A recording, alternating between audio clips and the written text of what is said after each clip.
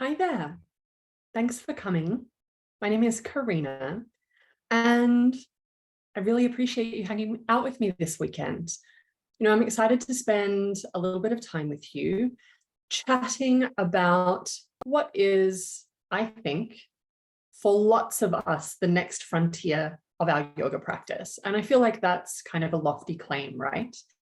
The reason that I say that is because there's only so far asana can take us, right? Like it's amazing for general strength and flexibility and rehabilitation of the body. It's great for detoxification. It's great for helping us to build a more embodied relationship with our thoughts and feelings. It's great for helping us to touch the subtle body in sort of a peripheral sort of a way. But there are also limits to what asana can do on its own, which is why at some point, I think most of us start to go, I wonder if there's a way that I can actually take my yoga practice a little bit further. Like, what else might be out there? And so, particularly if you happen to be somebody who really resonates with tools for self-inquiry that are body-based, then subtle body exploration can be a really rich area of focus. So that's what we're going to do today in this masterclass. You can think of it as an introduction to or an overview of the subtle body. And I basically just want to demystify it a little bit because I think we've all heard of terms like chakras and koshas and nadis and vayus and granthis and whatever it is in class. Or we've gone to a teacher training and just touched on them briefly there. But I don't think it's that common to dive into any of these systems in any great depth, which is a shame because they're really interesting and they have a lot to offer us in terms of self-inquiry and essentially just expanding how much of ourself we can see. So I also think the subtle body is interesting in the sense that for lots of people, and maybe you are one of those people, it sits at the edge of what in the West we're willing to accept as real. I remember when I first started practicing yoga and a teacher would talk about chakras in class and I was like, oh, eye roll. I come from a hyper rational family. I was working in a hyper rational career and I just wasn't open to the possibility that this like hippie energy thing was something that was real. And that's like a surface judgment, right? But really when it came down to it, if I could dig a little deeper, I would have said, I don't know if I can trust subtle feelings inside of me, and I don't know if they are real enough for me to bank on. And so I think that that's actually a hurdle that lots of us have to work through as we progress through our yoga practice. Like, am I willing to open myself to the possibility that there is more going on inside of me than I can currently see or feel? And perhaps you ask that question and the answer is no, which is totally fine. But I do actually think that to engage in a meaningful exploration of the subtle body, we first have to come to a place where the answer is actually yes. Now, after that, the next hurdle is generally the fact that there are lots of different subtle body systems, and that can feel really confusing. Like, how are the chakras different from the vayus? Is there even a relationship between them? Do I just have to pick my favorite system and stick to it? Or like, how do I know what situation requires me to engage what system, etc.? And there are a couple of things that I got that. First is, I think it's helpful to draw an analogy between the physical body and the subtle body. Like if you think about the physical body, it is full of different systems. You've got the musculoskeletal system, you have the cardiovascular system, you have the nervous system, etc. And we all feel pretty comfortable with all of that. And on the one hand, each of those systems exists as an entity on its own. And on the other hand, none of those systems exists entirely independently. Like the body operates as an integrated whole, and those systems are part of that integrated whole. But it helps us conceptually to treat them separately. Like we can talk about muscles, we can talk separately about fascia, we can talk separately about the skeleton or whatever it is, but within a living body, those systems aren't actually separate. They exist on a continuum. And so the same is true for the systems of the subtle body. There are a variety of systems which exist on a continuum, And while it is certainly helpful for us to talk about those systems as discrete entities, it isn't helpful to draw rigid lines between them. Like the physical body doesn't work that way, and the subtle body doesn't work that way either.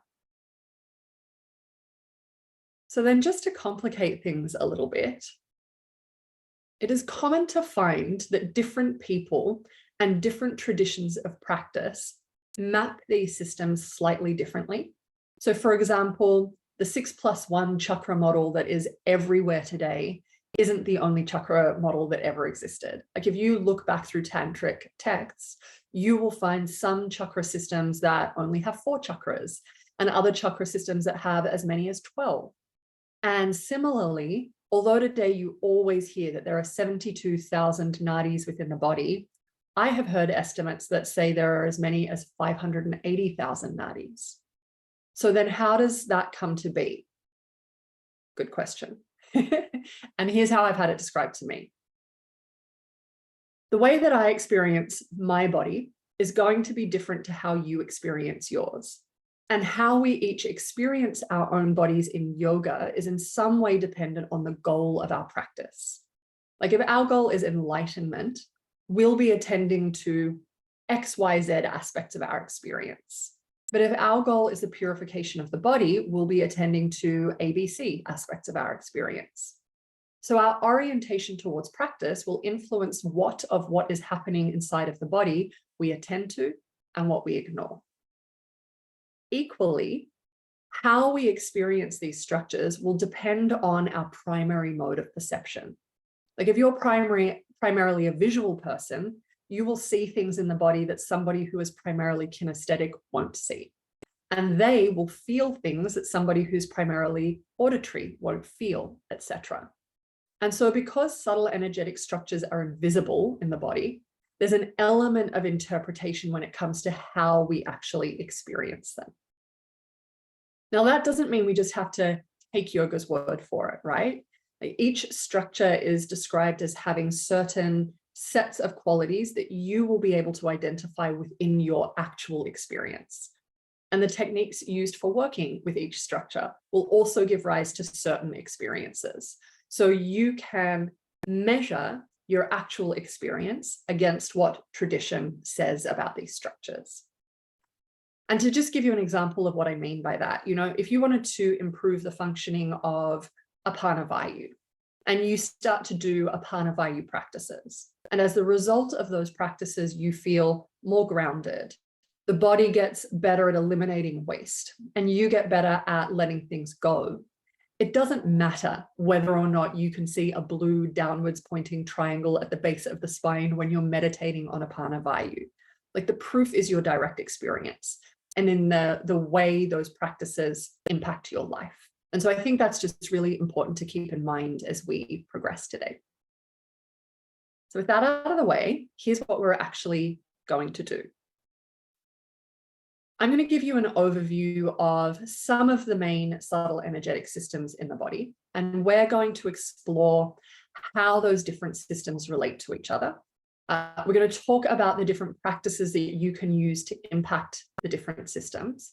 And then at the end, if you want to learn how to apply those techniques within the context of an asana class, for example, I'll give you some options for further study. And the reason that I'm doing that is because knowing this stuff in theory is really interesting and certainly helpful, but knowing how to put it into practice is actually what will change your life. Also, you can leave comments underneath this video, and I would absolutely encourage you to do that, particularly if you have any questions that come up during this workshop. If you leave the comments below, I can respond to them and your questions, but also if you wanted just to reach out and ask questions privately, you can do that. My email is karina@karinaguthrieyoga.com, and so I will respond to you there as well. So let's begin. And actually, what I'll say before we begin is that there will be parts of this workshop that I imagine feel easy and intuitive to follow. And then there might be parts of this workshop that feel a little bit more dense, or where you are like, my brain just feels a little bit full. So remembering that you have access to this video for the whole weekend, I would say take your time. Like if you hit that brain full moment, please just hit pause and go outside and breathe some fresh air, or grab yourself a cup of tea and then come back to it. Or, if you get the idea, rather than trying to just muscle your way through this whole thing in one sitting.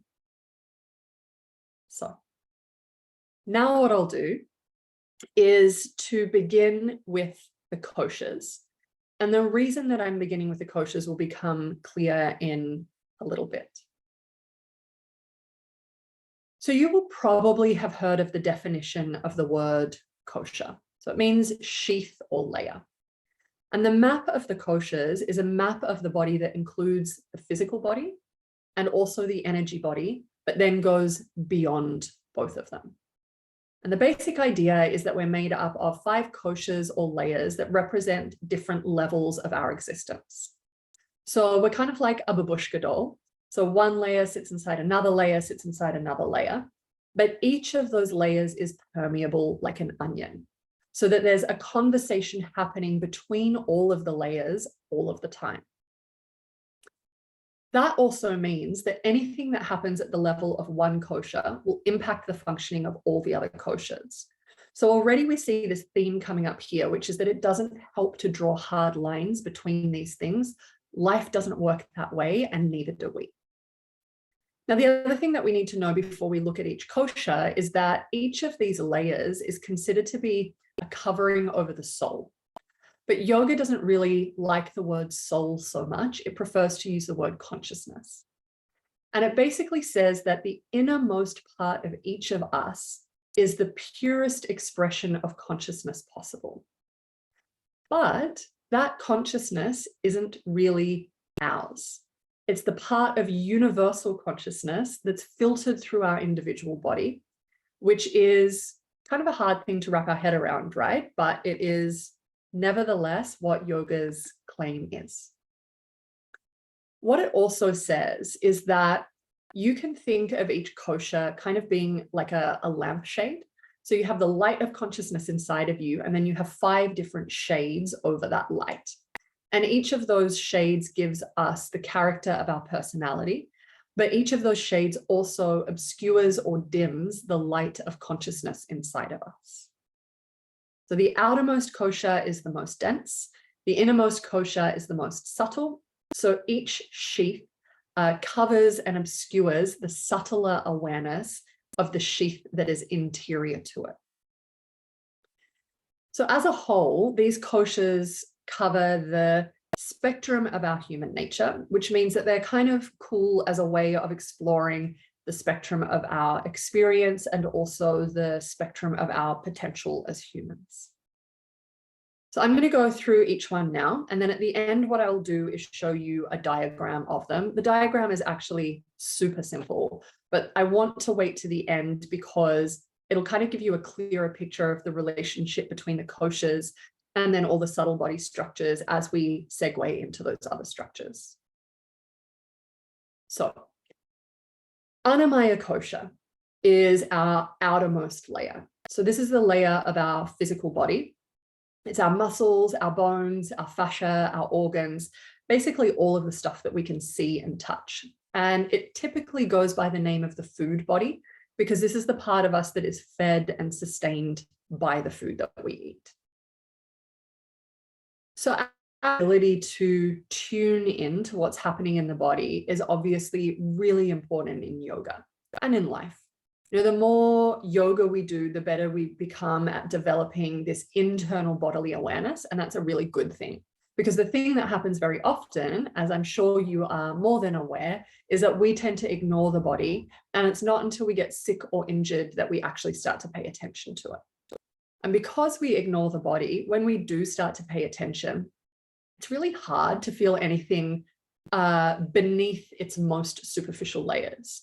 So it's really no wonder that when we start to try and tap into a subtle body, it's hard to experience and we start to feel a little bit suspicious.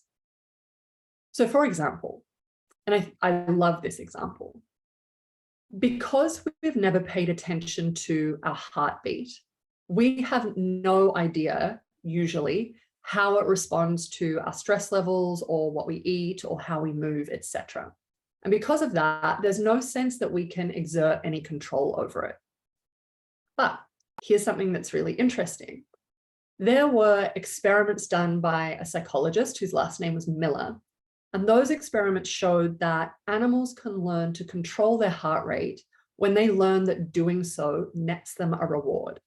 And not just their heart rate, their kidney function, blood pressure, and a bunch of other things as well. And so what that actually suggests is that we have the ability to control our internal organs if we're incentivized to become aware of the feedback that we get from them. Like if you think about it from that perspective, all those stories that you hear about magic yogis who have the capacity to control their biological functions in a way that feels supernatural, it actually makes all of those feats seem a little less magic, right? They're just a natural outcome of a process of learning to tune in. So then think about that in relation to your own subtle energy systems and the potential that you have to access much more in your body than you think you can. So this is one aspect of Annamaya Kosha, so this physical or food body. But another way that we can think about it is that the body is our material memory. So our body records and stores the memories of our thoughts and feelings, our lifestyle and exercise choices, what we eat, etc. And so if our body is our material memory, it means our body is a record of the impact of our past choices.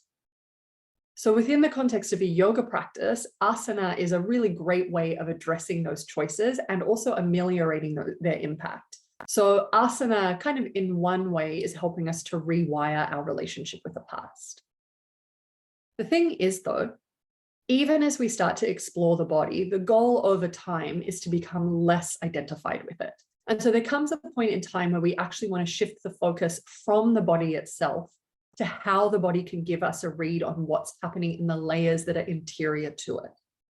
And so a really simple example here is if we pay attention to the breath, which is an aspect of the physical body, we get information about what's happening in Pranamaya Kosha, which is the energy body, because energy in part is moved by the breath.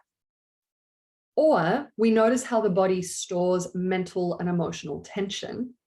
And if we start to pay attention to how the body stores mental and emotional tension, that will give us information about what is happening in Manomaya Kosha, which is the mental and emotional body, etc. And so this is the point that we begin to transition from the physical body inwards. So let me just take a little sip of juice.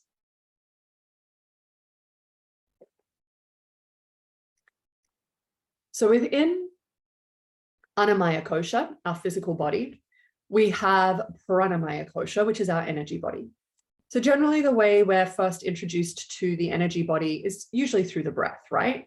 We learn that disruptions in the breath are usually correlated with blocks in our energy system, specifically our nadis.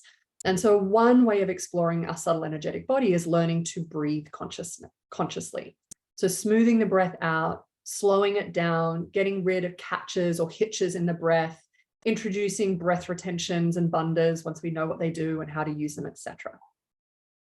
In addition to that, we learn that tying the mind to a smooth, gentle breath calms the waves of the mind and also soothes our emotions, which connects us to Manomaya Kosha and helps us develop a quality of awareness that can lead us to meditation. Beyond the breath, though, Pranamaya Kosha is where all of our energy systems live.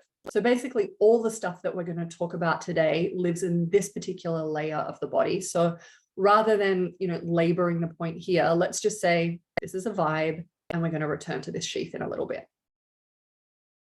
So from here, we move inwards again. And so now we're in the third layer, which is Manomaya Kosha. So this is the kosha that consists of the mind and the heart and all of the experiences that we associate with emotion and thought. So we can see, though, that Manomaya Kosha is connected to Pranamaya Kosha and Annamaya Kosha as well. So for example, the more erratic our breathing, Pranamaya Kosha, the more agitated our thought waves become, Manomaya Kosha, and the more tense our body becomes, Annamaya Kosha. Equally, if we calm our breath, our body and mind, Manomaya Kosha and Annamaya Kosha, will relax.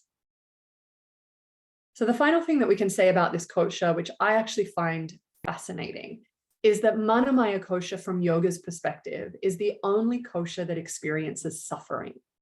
Because yoga would say that it's our stories created in the mind that are the source of all of our suffering. So I feel like that's just like a little bit of a chin scratcher, which is kind of, nice to ponder. One more thing I'll say is that as we explore these subtler structures as we go throughout today, you'll start to notice how, in a really real way, they exert a really big influence over the experience of this sheath. So just kind of park that information. So Manomaya Kosha, the mind and emotions, exist against the backdrop of awareness. And so that's what puts Manomaya Kosha in contact with the kosha inside of it, which is Vijnanamaya Kosha. So the Vijnanamaya Kosha is the source of our intuition, our insight, our discernment. And we can kind of think of it as being the location of our inner teacher. So this is the part of us that already knows, but not in a way that comes from the mind. So if you think about your capacity for discernment, sometimes it's driven by the mind, the ego, the personality. And at those times, it's under the influence of Manomaya Kosha. But when the answers to our questions or our perspective on things seems to come from a place that's beyond us, that's Vijnanamaya Kosha. So Vijnanamaya Kosha is our ability to know and to access the kind of knowing that isn't rational or mind-based. What you might find as we begin to look at this realm beyond the mind is that it feels in some way a little bit unfamiliar. It doesn't make a lot of sense within our everyday rules of logic and rationality. So we find ourselves in this space that we don't have a lot of experience with using tools that we have yet to master. And that actually means that we have arrived at a point where methodology and theory have taken us as far as they can. And so now we just have to do this thing which sounds lovely in theory, but is really hard to do in practice, which is surrender and trust. And that's what takes us to Anandamaya Kosha, which is the innermost sheath. It's our bliss body or our joy body, and it's the final covering over the soul. So in joy or bliss is a really interesting thing. Like most of us think that joy is something that happens in response to things in our external world, like a beautiful sunset or time with somebody that we love, but yoga doesn't agree with that. So it says that joy or bliss isn't intrinsic to anything in our environment. Like if things were inherently joyful, we would derive joy from our things, and the joy that we derive from our things is usually pretty short-lived. So we might experience joy in nature or while we're with somebody that we love, but from yoga's perspective, those moments are actually just catalysts for an experience of something that is already inside of us. Like joyful moments are these fleeting moments of not wanting. Like when you're watching a sunset, you don't want to be anywhere else, which means you're fully present. And that's what allows you to momentarily touch upon a feeling of your true nature. And the feeling of true nature is joy or bliss. Now, interestingly, yoga also acknowledges that in addition to our impulse towards joy, we also have an impulse towards freedom. And for each of us, we'll be sort of further on one end of the spectrum than the other. And it says that whereas joy is the experience of finding ourselves, freedom is the experience of losing ourselves, and Anandamaya Kosha is the conversation between the two. So on the one hand, Anandamaya Kosha is this experience of bliss. And on the other hand, Anandamaya Kosha is also the experience of transcending bliss. And so the way that we begin to access this space is just gradually by stepping away from the impulses in life that give us pleasure, but which don't feed our soul. So to tie all of this together, you will remember that we said at the beginning that yoga's belief is that the reality that underlies everything is pure universal consciousness. And the name it gives this is Purusha. And what yoga teaches is that at our birth, consciousness or Purusha becomes infused with Prakriti or energy. And so Prakriti is the soil in which the consciousness of Purusha takes root. So what the koshas actually do is show us different levels of interaction between consciousness and energy. So the physical body is the most dense layer of interaction. But then as we travel inwards through all of the other layers, our energy body, our mental, emotional body, our wisdom-based or intuitive body, and then the part of us that is characterized by bliss, we experience a diminishing of the denseness of Prakriti or energy and a return to the subtlety and the purity of consciousness. So at each of those levels, consciousness essentially has a different vehicle at its disposal. So at the level of Annamaya Kosha, consciousness uses our body. At the level of Pranamaya Kosha, consciousness uses energy. At the level of Manomaya Kosha, consciousness uses the mind, etc. And what we find is that as we move through this journey of practice, each layer comes with a set of limitations, but it also comes with a particular set of opportunities in terms of what we might be able to see and experience. So the journey through the koshas is kind of like the journey of a balloon rising.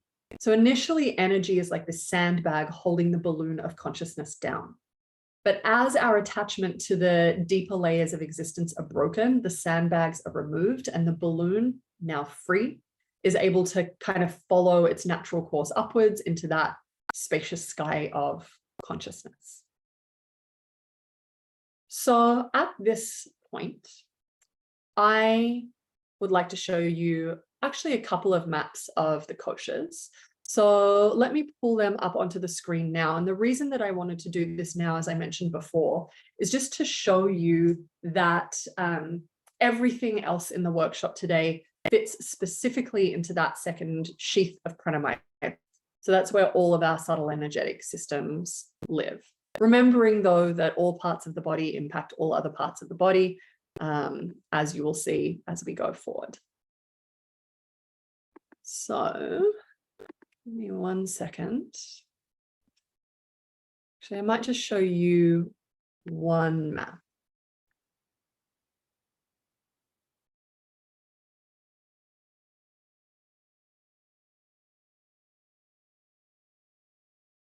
Cool.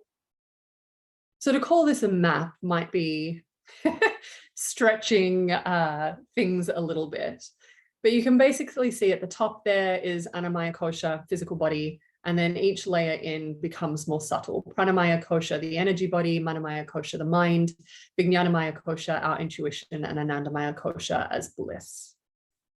And so it's this kosha here, hopefully you can see my answer, where all of our subtle energetic systems live.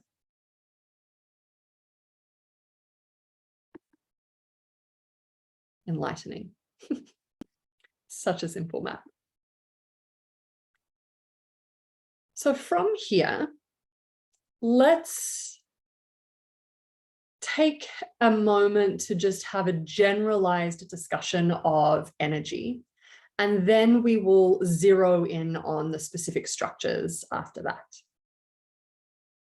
So we know that everything in the universe is made of energy or prana, which means that everything in the universe is an expression of prana. Like I am a particular configuration of energy. You are a particular configuration of energy. There's energy behind all of our thoughts. There's energy behind all of our emotions, etc. So energy is the animating force behind everything that exists, which means if you know how to direct energy, you can direct it into whatever systems will generate the type of energy you most need in your life right now. Now, energy in the body flows through a series of channels called nadis. And nadis are like vessels or ducts that are distributed through the body and the mind, and energy flows through them. What's interesting about the nadis is that they don't end at the perimeter of the body.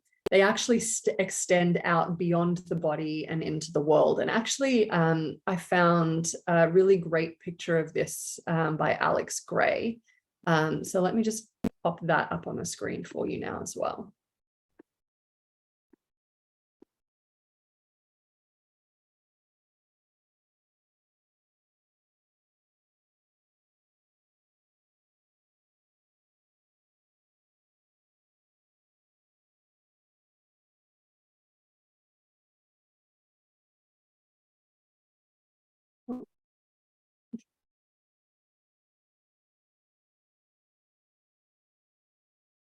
So hopefully you can see that. It's pretty out there, but I think it's also kind of cool. So I'll just leave it up there for a second. And just say, so like I said, the common estimate for the number of nadis in the body is 72,000, but some texts actually put that number much higher at about 580,000. And the idea is that when the nadis are clear and functioning well, energy moves through them and it's distributed throughout the body in a way that ensures that we're all, vibrant and healthy. But if the nadis become blocked, some parts of the body will be starved of energy or will become bottlenecks for energy, and then we will become sick.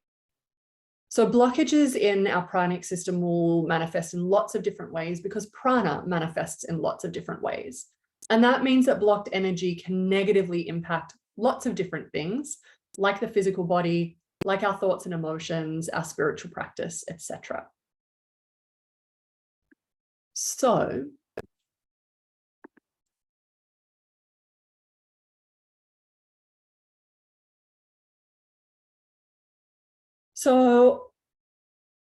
one of the analogies that I actually really love for this is the analogy of water flowing through a garden hose. So if there's a kink in the hose, it doesn't matter how much the tap is turned on. Like, water won't reach its destination. The hose will break under the pressure at whatever point is the weakest. And so our job, if we want to water the garden, is to take the kinks out of the hose. So then what creates energetic kinks? Most often it's our lifestyle choices. So diet, repetitive thoughts, habitual ways of feeling, stress. So all of these are things from our external environment that might compromise the flow of energy through the body. So then if we address those lifestyle factors, very often energy will be able to move freely again, and then we will feel healthy and alive. Outside of a change to our lifestyle, the primary tool that we have for removing energetic blockages using yoga practice is pranayama. So the word ayama literally means to remove the restrictions on. And so the idea is that pranayama practices are breathing techniques that remove the restrictions on the free flow of prana inside of us. So a simple way to bring awareness to possible blockages in the nadi system is just to notice the inhale and exhale. Like, if you were to pay attention to that, you would probably find that there are sections of breath that feel smooth and free and full, and then sections of your breath that catch or feel constricted or stick or shudder. And so yoga would say that the points where your breath catches are sites of blockage within the subtle body, and they will probably correspond with little trips or catches in the mind as well. Now, expanding this a little bit further, we can turn this discussion of the nadis into a discussion of the chakras. And so the first question might be, what is the relationship between the two? And actually, the relationship is really simple. If you know a little bit about the chakras, you will probably know that the chakras are described as having petals. And you might have been like, weird, but okay. No one is actually suggesting that you have a series of invisible flowers growing inside of your spine. What those petals represent are the number of nadis that intersect at any given chakra. So Muladhara chakra at the base of the spine is described as having 4 petals. That tells you that there are 4 nadis that intersect at Muladhara chakra. Swadhisthana chakra has 6 petals or nadis. Manipura chakra has 10, etc. So the number is different at each of the chakra points. But if you take Sahasrara chakra above the crown of the head out of the equation and just look at chakras within the perimeter of the body, the number of nadis that intersect in total is 50. Now, if you think about the fact that nadis are channels of energy, it makes sense that they would vibrate and that vibration would create a sound. What are the sounds made by the 50 nadis that intersect at the chakras along the spine? They are the sounds of the Sanskrit alphabet. And so if you were to sounds of the Sanskrit alphabet, and there are practices where we would actually do that, the process of doing so would attune you to the different nadis that intersect at each chakra and allow you to access through vibration the areas of the subtle body that those nadis flow to, which is super trippy, right? Now, the other thing that we can say about the chakras and their relationship to the nadis more broadly is that the chakras sit along Sushumna Nadi, which is the single most important channel in the body, and the sole channel from a subtle energetic perspective that has the capacity to give us an experience of enlightenment, so samadhi. The next thing to say about the chakras is that the Western view of the chakras and the traditional tantric view of the chakras is very different. So the traditional perspective is that they are very deep, subtle energetic structures that are accessed only in meditation. And the point of accessing them has nothing to do with opening them or resolving our psychological issues or anything like that. It's to dissolve the influence of the chakras and the elements associated with each chakra altogether. So from that perspective, because they're so subtle, we can't actually impact them through something as superficial as asana. Like the idea that we can open the heart chakra by doing back bends isn't actually textually supported. And it can do is open or clear the flow of energy in the area around different chakras, which might then make it easier to access those deep, subtle structures once we are actually in meditation. Now, in traditional Indian Tantra, we use the chakras to achieve liberation. Is this the only way to achieve liberation? Absolutely not. Yoga is full of ways that you can pursue it if you're interested. If you have a particular affinity with energy, tantric practices like Kundalini yoga might be really great for you. And I don't mean California Tantra, I mean the more traditional Indian kind.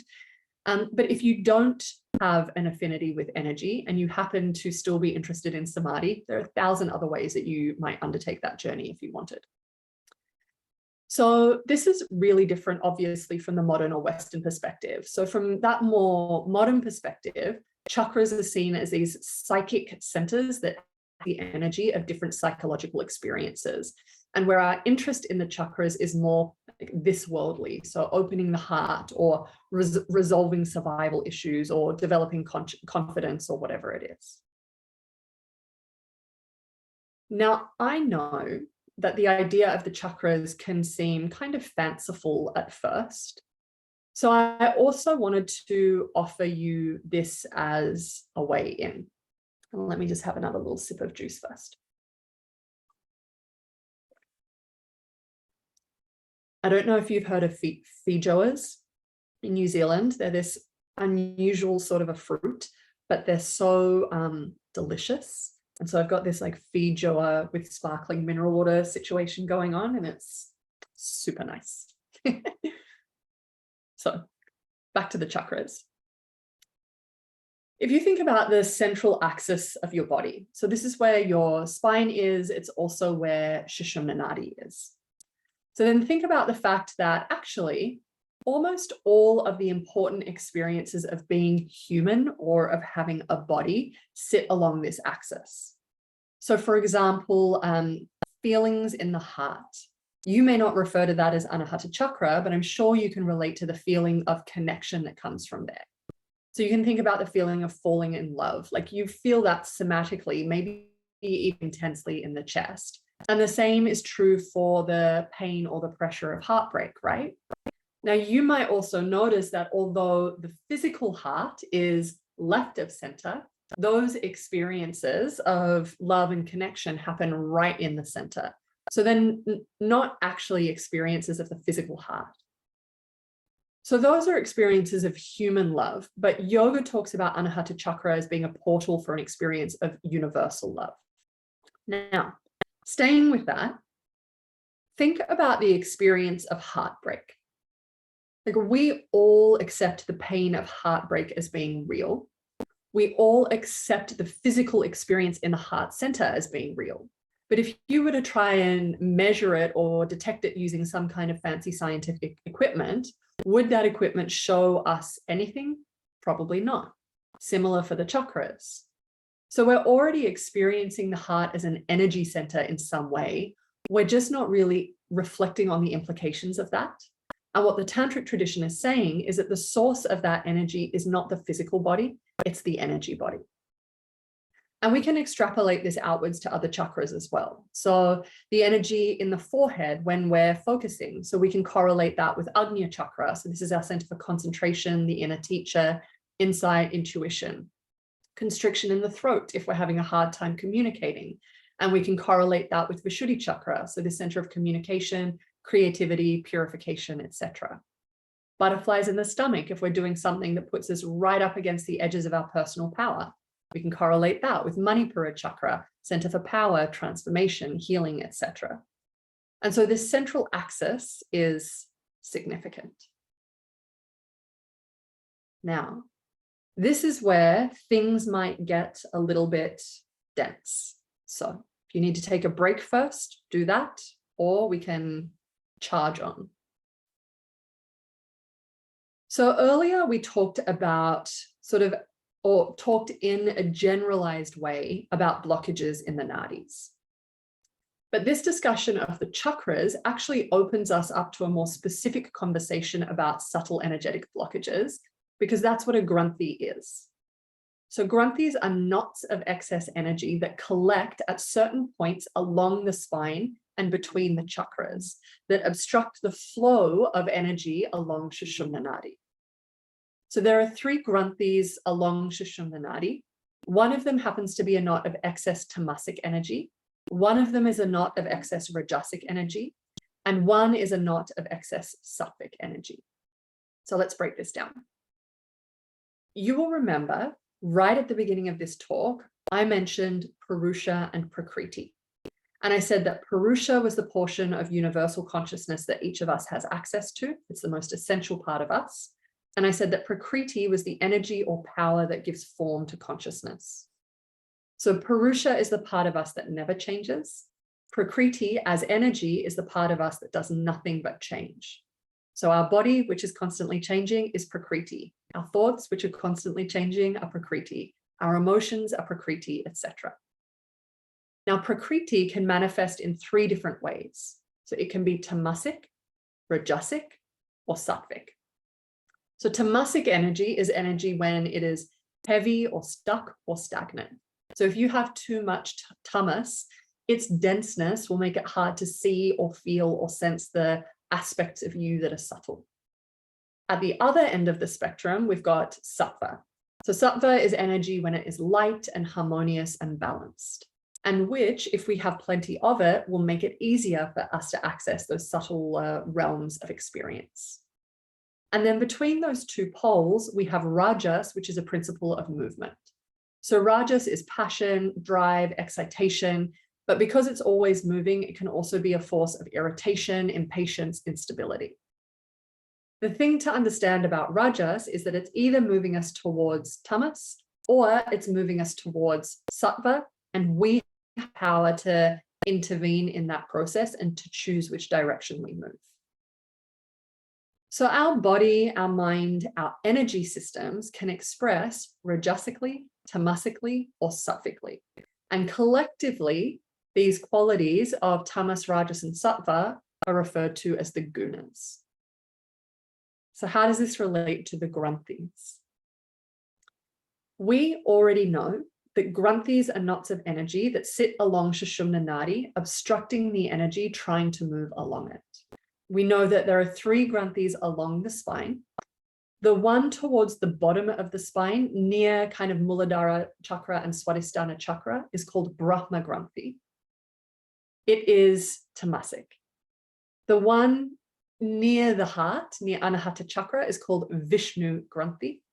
It is rajasic. And the one near the 3rd eye at Agnya called Rudra Granthi, and it is sattvic. So if we have too much tamasic energy, it will collect at the base of the spine, just above Muladhara chakra. If we have too much rajasic energy, it will collect somewhere in the location of Anahata chakra. If we have too much sattvic energy, it will collect somewhere towards the third eye near Agnya chakra.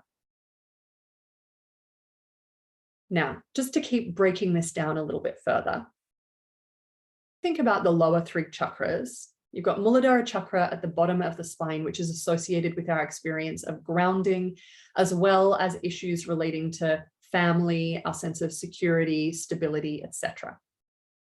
Then you've got Swadhisthana chakra roughly near the sacrum, which is associated with our ability to draw the world in through our senses and experience pleasure.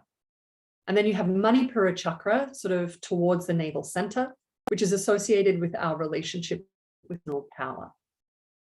Now, in their shadow forms, these energies express as fear, first chakra, attachment, second chakra, and ego, third chakra, which is all, if you think about them, pretty tamasic things, right? So then if our lives are focused here with these kinds of issues, our energy will be more tamasic in its orientation.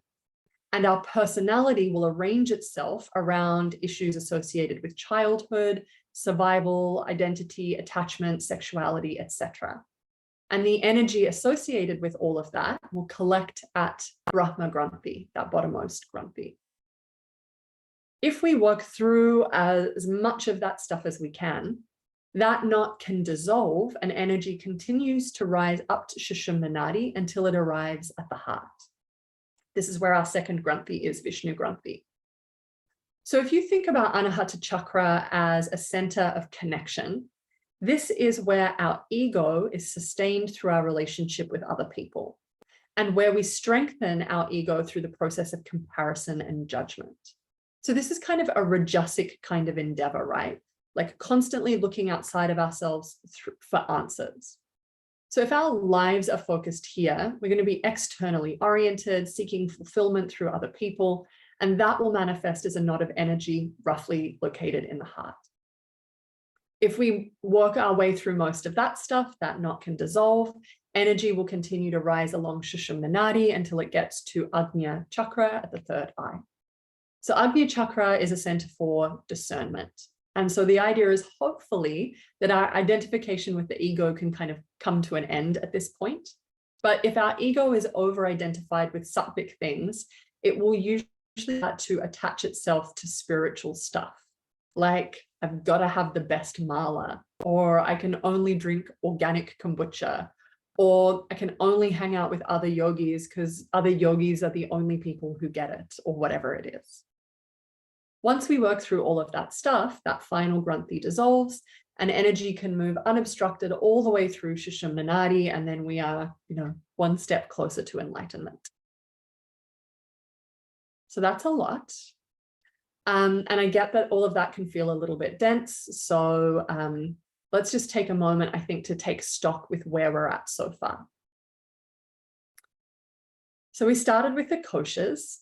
And we explored the fact that we're each made of 5 layers: physical body, energy body, mental emotional body, wisdom-based intuitive body, and the bliss body. And we used the map of the koshas to situate our discussion today by saying that everything that we were going to talk about was part of the energy body specifically. So from there, we talked about prana as the building block of everything there is. And we said that within us, prana flows through this complex network of tens or maybe hundreds of thousands of nadis. We said that out of all of those nadis, the most important one is the Sushumna Nadi, which sits roughly in the location of the physical spine. And then we said that dotted along Sushumna Nadi were points where a number of other nadis intersected, and we know those points to be the chakras. So then we acknowledge that the lower chakras tend to be more tamasic in nature, that the heart has the potential to be more rajasic, and the upper chakras tend to be more sattvic. At least that's the case if the ego becomes stuck at the level of one of the chakras. And we said that when the ego, that the ways that the ego identifies show up on an energetic level in the form of knots of energy between the chakras that stop energy from flowing through Sushumna Nadi, and we identified those blockages as the Granthis. So you can see so far, there's actually a reasonably elegant relationship between the different structures of the subtle body. And you can also see that energy has a direct impact on our psychology. What we can say so far, though, is that the discussion of these energy structures has been, let's say, a little bit lofty in the sense that our engagement with those structures is mostly centered on a spiritual kind of journey. And they're structures that are quite deep within the energy body and happen to be very, very subtle. So then the question becomes, what if that's not our thing? Like, what if we're down with this whole energy thing, but we want something that has a more direct real world application? And so this is where the Vayus come in. So if we wanted to talk in broad brush strokes about how energy moves in the body in a way that affects our physical functioning instead of our spiritual functioning, then the Vayus are really great for that. So Vayu is a word that means wind. Wind is a principle of movement, which means the Vayus are movements of energy in the body. And this actually has its roots in Ayurveda. So Ayurveda is obviously the healing arm of the yoga tradition.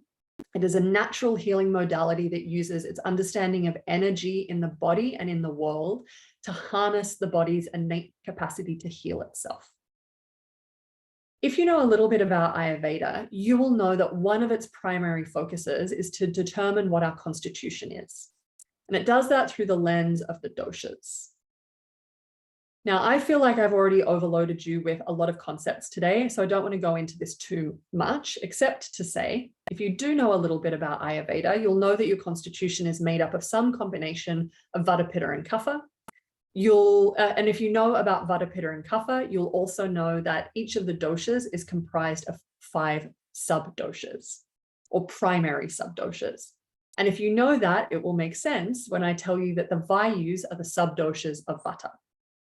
And if none of that makes any sense, don't even worry about it. It's just enough for you to think of the Vayus as 5 broad brushstroke ways that energy can move in the body, impacting our physical, mental, and emotional experience.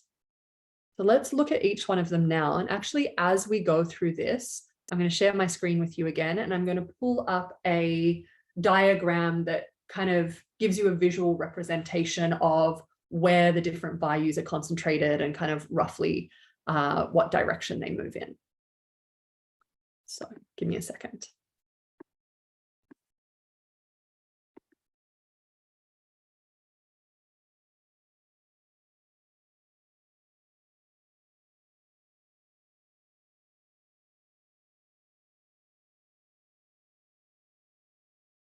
Just building the suspense, you know.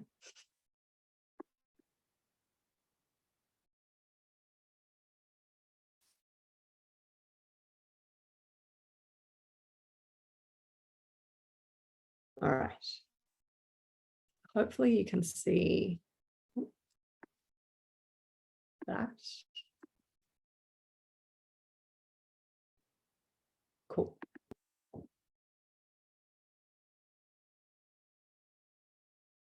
So bottom left here is Apana Vayu. So you can see that it is located low in the pelvis, sort of in that area below the navel. And it's this downwards moving energy that governs the activity of our organs of elimination. So the interesting thing about this is that Apana Vayu doesn't just govern our capacity for elimination on the physical level, it also governs our capacity for elimination on the mental and emotional levels. So for example, on the physical level, if our bowels aren't functioning properly, we might work with Apana Vayu to, sorry, is there a little, hang on.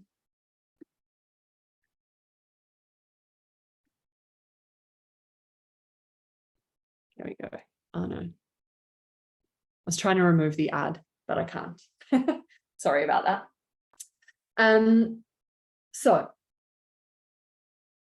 we're looking at Apana Vayu and we're acknowledging that it's physical elimination. So for example, if our bowels weren't functioning properly, maybe we would work with Apana Vayu to improve that. But also Apana Vayu is our psychological elimination. Like, can we let go of old beliefs, thought patterns, habits, worldviews, practices that no longer serve us, or do we find that really hard? So if we notice that we have a problem with elimination, so physical, mental, emotional, then we might introduce practices that build the healthy functioning of Apana Vayu. So next, bottom right here is Samana Vayu. You can see in this picture that the spiral is going outwards, and actually for Samana Vayu, the spiral goes inwards.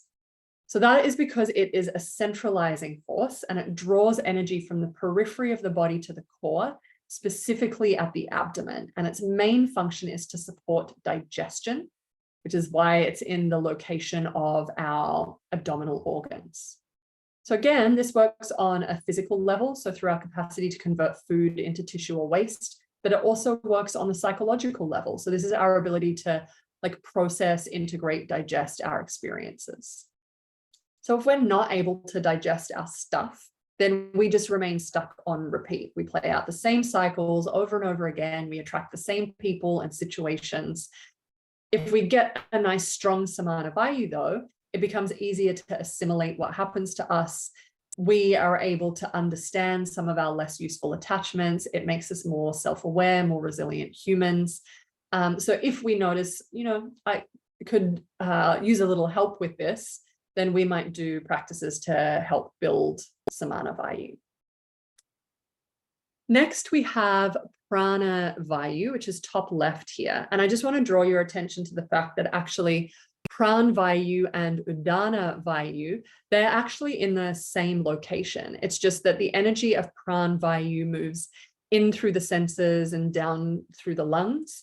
And the energy of Udana Vayu starts in the chest, then moves up through the throat into the head. So one energy moves down and the other one's moving up.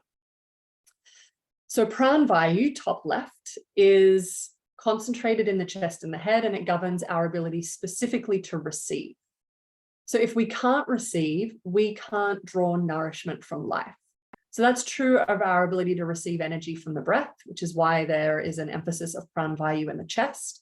But it's also true of our ability to receive input through the senses, which is why it's also active in the head. It's also true of our ability to receive information so we can learn, our ability to receive love and support from other people. So this energy of drawing in, when it's healthy, allows us to experience us and the world as bright and full. If it's low, we feel like we have an empty tank. We find it hard to take information in, or to concentrate, or to be in stimulating environments, etc. So if we notice that that is an issue for us, we can physically, mentally, emotionally, we can introduce practices that improve the functioning of Pran Vayu. So next we have Vyana Vayu in the middle there at the bottom. And it's kind of like this radiating energy that moves outwards from the center of the body. So it's a little bit different to the other Vayus in that it isn't concentrated in a single location in the body. It's more of a circulating energy that pervades the whole body, but which specifically coordinates the movements of our limbs. And also the movements of energy within the body. So Vyana is sort of like the conductor of an orchestra. So if Vyana is functioning well, it'll ensure that energy goes where it needs to go so that the body can be healthy. Also, as an outwards moving energy, it's basically behind our ability to expand. Like, can we project ourselves outwards into the world and have different parts of life feel coordinated? So if we notice that our bodily movements aren't very well coordinated, or we notice that our life isn't very well coordinated, or we have a hard time projecting what's inside of us out into the world, then Vyana Vayu practices might be for us. And then finally, we've got Udana Vayu there, top right. So it is an ascendant energy. It moves upwards from the heart towards the crown of the head, but it's most concentrated in the throat. And it's the energy behind our aspiration to grow. So this is the desire to ascend in our lives, the desire to grow and ascend spiritually, to blossom into the fullest expression of who we are. So if we notice that we are lacking the will to evolve, if our lives are lacking inspiration, maybe we would introduce practices to build our relationship with Udana Vayu. So let me stop this share.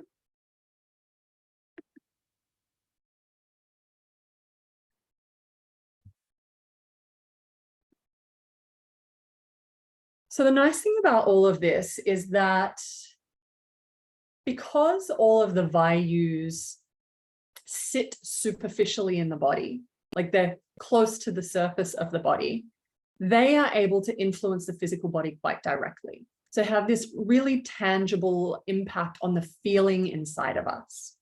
So if we want to work with one of these Vayus over a period of a month or two, we would notice a really tangible impact on our lives. So before we look at ways that we might be able to do this, I actually want to pull up one other diagram. I'll share my screen with you. And the reason I want to do this is just to give you a visual representation of where all of these systems sit in relationship to each other, and what sort of direction of influence they have in relation to the koshas. And the reason I'm kind of smiling is because you'll see that I am not a graphic designer. So I kind of put this diagram together, and I mean, it cracks me up because it's ridiculous, but I think you'll find it helpful. You'll see that art is not a strong point for me. So let me just pull it up. Give me 1 second.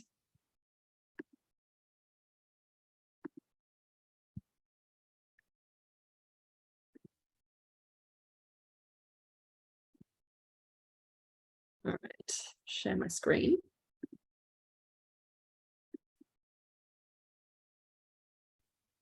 So this is my super high-tech diagram.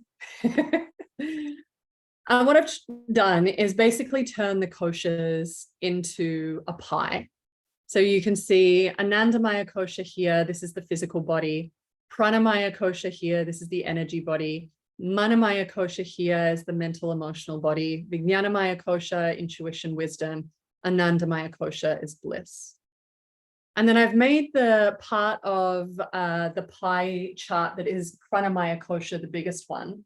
And I've kind of just given you an idea of kind of where each structure sits and what it influences. So you'll see here, you've got the nadis, and I've done arrows all the way through Pranamaya kosha here, but you know, the energy in the body influences the physical body, it influences the mind, and you know, further into the deeper structures of the body. So those arrows could essentially point all the way around this pie. Then you've got the Vayus, which I've popped here, as situated very close to Annamaya kosha. And you've got the arrow that shows their direction of influence into Annamaya kosha. So what I'm trying to show you here is that within the energy body, the Vayus are a relatively superficial structure that exert a direct influence over Annamaya kosha. But also I could have done the arrow the other way as well, because they do obviously influence Manomaya kosha in terms of their influence on our psychology.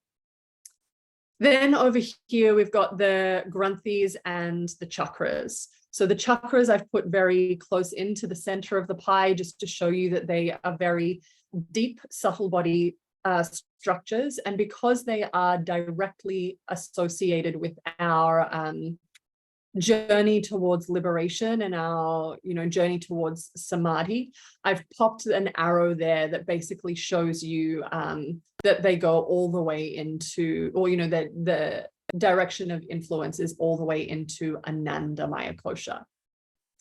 And then a little bit further out than that, you've got the granthis. They're also deep, subtle body structures, and their direction of influence is primarily towards Manomaya kosha, you know, because they're points of stuck ego identification that we're trying to dissolve.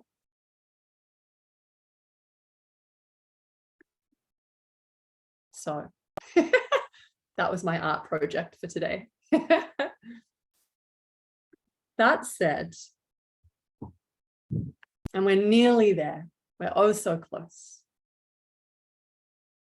So as we've been going along, you might have noticed that there are some systems in the body that you felt like were pretty balanced inside of you. And there might have been other systems where you were like, oof, that feels a little bit blocked, or maybe that's a little out of balance for me, or something like that.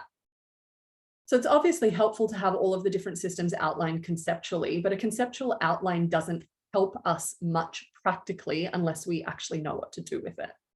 Like, it's all well and good to go, oh, the stuff on the Granthis was really interesting. And I can totally tell that for me, the knot that is most sticky is Brahma Granthi. Or to look at the Vayus and go, that makes total sense. And I can see that on the one hand, I'm pretty grounded. I'm generally pretty good at letting go. But on the other hand, I'm not as good for receiving. Like, my Apana Vayu game is strong, but my Prana Vayu game could use a little bit of attention. So we can identify that. But then the question is like, now what? Like, what are we supposed to do about it? So for me, there are a couple of different ways that we can approach things. One is through practice. So there are specific techniques and practices that will help you to impact in positive ways the energy systems in the body once you know what they are and how to apply them. And actually, it's not rocket science at all. There's a pretty easy to follow formula to it. And once you get the hang of it, you can implement it relatively easily. The other part of this, though, is being proactive with your lifestyle choices. Like, there are real world things we can do to change the functioning of all different levels of us. And so I think it's important to remember that we need a combination of both. If you just do the practices without changing your behavior, then your behavior will continue to create imbalances and you will continually be needing to undo them. So the two have to work hand in hand. So with that said, let's just look briefly at the practices for each. And then afterwards, if you want to learn how to do some of these practices and actually incorporate them in a really concrete way into your own practice or your teaching practice, then I'll tell you how you can do that. So we'll start with the koshas. For the physical body, it's just the really obvious stuff. Diet, asana, exercise. It's not magic. I'll leave it there. For pranamaya kosha, so this is our energy body, to clear blockages from the nadis generally, it's pranayama. But it's also important to understand that different pranayamas do different things. Like, some are designed to detoxify the body. Some are designed to enliven the body. Some are created to calm the body.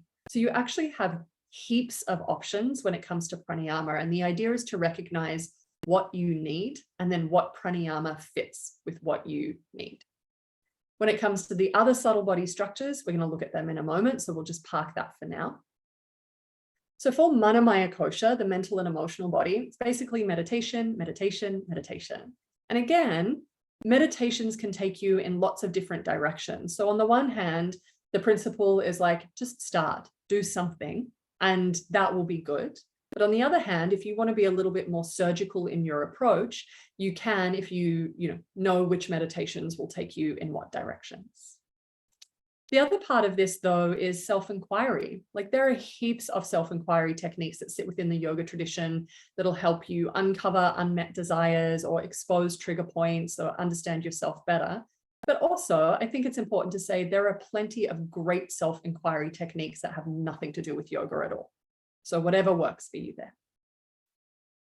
Then when it comes to Vijnanamaya Kosha and Anandamaya Kosha, meditation is a really big one here as well, but there are also a bunch of other more advanced yogic practices that sit beyond the scope of most of us when it comes to regular practice.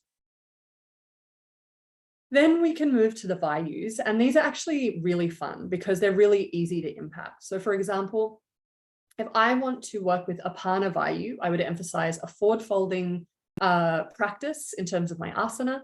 I would choose pranayamas with long exhales. I might work with Mula Bandha. And then there are specific Apana Vayu meditations, mantras, and mudras that you can explore as well if you want. You can say the same thing about Asana Vayu. You'd emphasize twisting poses in your asana practice, pranayamas with either balanced inhale and exhale or long exhales. And then there are specific Samana Vayu meditations, mantras, mudras, etc. Prana Vayu is an emphasis on back bends in asana, pranayamas with long inhales, and then again, specific Prana Vayu meditations, mantras, mudras. Vyana Vayu is lateral poses in your asana, pranayamas with long inhales, and then those specific meditations, mantras, and mudras. Udana Vayu is a little bit different in the sense that you use all pose categories in your practice, but you would lead to probably an inversion as your peak pose. And then you would choose pranayamas that balance Ida and Pingala nadis. So Sushumna, Nadi Shodhana would be an example. And then there are specific Udana Vayu meditations, mantras, and mudras. The Granthis are also quite interesting because on the one hand, again, just in terms of figuring out where our ego is most identified and what our biggest attachments are, there's plenty of self-inquiry work that we can do within the yoga tradition and outside of it. But then if we want to start to dissolve or pierce through the Granthis on a subtle energetic level, Bandha is amazing for this. So, and also mantra, actually. So looking specifically at Brahma Granthi, Mula Bandha on both the inhale and exhale is designed for that. For Vishnu Granthi at the heart, Uddiyana Bandha is designed to help dissolve that. For Rudra Granthi at the third eye, Jalandhara Bandha is designed to help dissolve that. And there are different ways that you can apply each of those bandhas in class, either separately or together. And then for the chakras, big mantra. But because the chakras are so subtle, meditation is also key here, and specifically meditations on the chakras that work with Kundalini energy. So I know that some of you who are watching this already have all of these tools in your toolkit and you're using them in your personal practice and your teaching practice, which is awesome. But if you are watching this and you don't have them in your practice yet, and you would really like to have them in your practice, or you would like to learn how to incorporate them as a teacher, this next bit is for you. So I've got the 2023 intake of a sequencing course. It's called Yoga and You, the Art and Science of Intelligent Sequencing, starting on the 1st of April, so about a week from now. It's a 30-hour advanced sequencing course, and it breaks down everything you need to know, basically, when it comes to sequencing to impact different energy systems in the body. So you'll learn how to sequence for the Vayus. You'll learn about all the different pranayama techniques, what they do, how to use them. You'll learn about all of the different bandhas, including how to use them, how to incorporate them in class. You'll learn lots of different meditation techniques for different things you might want to use them for. You'll get the same with mantra, so how to use it and what different mantras can be employed for different outcomes. And then you'll also get a bunch of different practices to help to sensitize you to energy. So if you're somebody who's really interested in all of this, but at the moment you find it hard to feel energy, there's support in the course for building that capacity as well. So the course is 9 weeks, but you'll have access to the content for a year. So if you want to do the course, but you're also super busy at the moment, you can just work through it slowly throughout the year. For all of the different techniques that we cover in the course, I'm going to show you how to weave them through 3 different styles of practice. So flow classes, traditional hatha classes, and also yin classes. So you can see that you don't have to be a particular kind of teacher or a particular kind of practitioner to begin incorporating this stuff in your classes or in your practice in a way that has meaning and value. So if you are interested, there is a sign up link below. The full price for the course is usually USD 450, but just to say thank you for carving out time this weekend to hang with me and to learn a little bit more about the subtle body.